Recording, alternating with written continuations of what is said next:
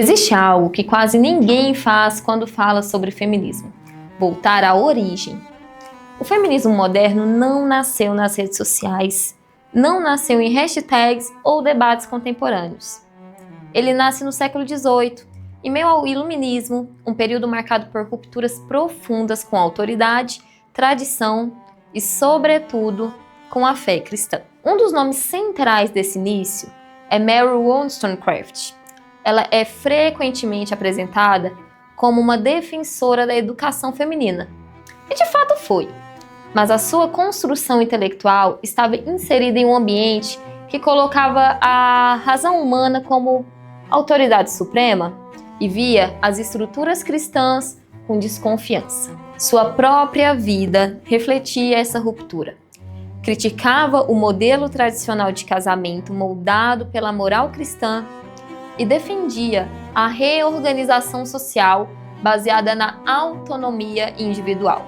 Mais tarde, ela se casou com William Godwin, um filósofo radical que escrevia contra o casamento como uma instituição e contra a influência cristã na sociedade. Ou seja, desde a sua raiz, o feminismo não tratava apenas de direitos civis. Havia algo mais profundo: a redefinição de fundamentos. Com o tempo, a discussão sai do campo jurídico e vai para o campo da identidade. No século XX, vozes como a de Simone de Beauvoir afirmam que não se nasce mulher, torna-se.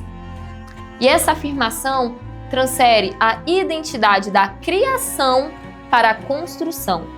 E aqui, o conflito com o cristianismo se torna inevitável, porque na fé cristã, identidade não é invenção pessoal, é revelação divina. No livro de Gênesis, antes de existir cultura ou movimento social, existe um Deus que cria com intenção, estabelece uma ordem e declara sua criação como boa. Homem e mulher os criou. Isso estabelece igualdade de valor, ambos à imagem de Deus. Mas em Gênesis 2, vemos uma distinção de função. A mulher é formada como auxiliadora idônea. A palavra ali não comunica inferioridade. A mesma raiz é usada em outros textos para descrever o próprio Deus como auxílio do seu povo. Auxílio não é fraqueza. Auxílio é força direcionada. Em Gênesis 3, a ruptura começa quando a serpente questiona a palavra divina. É assim que Deus disse? Toda ideologia que tenta redefinir identidade começa da mesma forma, questionando os limites estabelecidos por Deus e desconfiando da sua bondade. E quando avançamos nas Escrituras, vemos coerência. Em Efésios 5, Paulo fala sobre o casamento. Antes de tratar papéis, ele fala de sujeição mútua no Senhor. A ordem bíblica não nasce de opressão, mas do senhorio de Cristo. Em Tito 2, as mulheres são chamadas a instruir a próxima geração, preservando o testemunho e a estrutura familiar. A responsabilidade formativa ali. Em Provérbios 31, vemos uma mulher forte, empreendedora, respeitada publicamente, cuja atuação econômica e doméstica elas coexistem. Ela não é apagada, ela é estratégica. A Bíblia não reduz a mulher, ela responsabiliza. E então, as divergências se tornam evidentes. O feminismo moderno diz: seja quem você quiser ser. Mas o cristianismo diz: seja quem Deus criou para ser. O feminismo afirma: meu corpo, minhas regras. A fé cristã declara que o corpo é templo do Espírito Santo de Deus.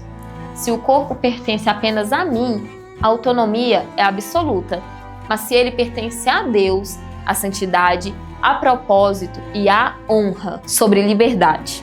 É a ausência de limites ou a vida dentro do design do Criador? E na maternidade? É limitação ou vocação de formação emocional e transformação social? E sobre o casamento? É estrutura opressiva ou uma aliança de cooperação complementar? Sobre igualdade? É equivalência de funções ou igualdade de valor com distinção de papéis? Talvez o problema nunca tenha sido falta de liberdade. Talvez tenha sido de excesso de autonomia sem referência ao Criador. Mas eu também preciso dizer algo com cuidado. Houve abusos, houve distorções, houve homens que usaram a Bíblia de maneira errada. Mas abuso não invalida propósito. Quando Deus criou homem e mulher, Ele não estabeleceu rivalidade, Ele estabeleceu parceria. E eu não digo isso de um lugar distante. Eu sou mulher. Eu conheço pressões, conflitos internos, expectativas, dores, mas toda vez que tentamos construir identidade fora daquilo que Deus estabeleceu, acabamos mais confusas do que livres. O mundo grita: reinvente-se, redefina-se, desconstrua. Mas Deus sussurra: retorne. Talvez a maior revolução feminina não seja desconstruir tudo. Talvez seja confiar que aquele que nos criou sabe exatamente quem devemos ser.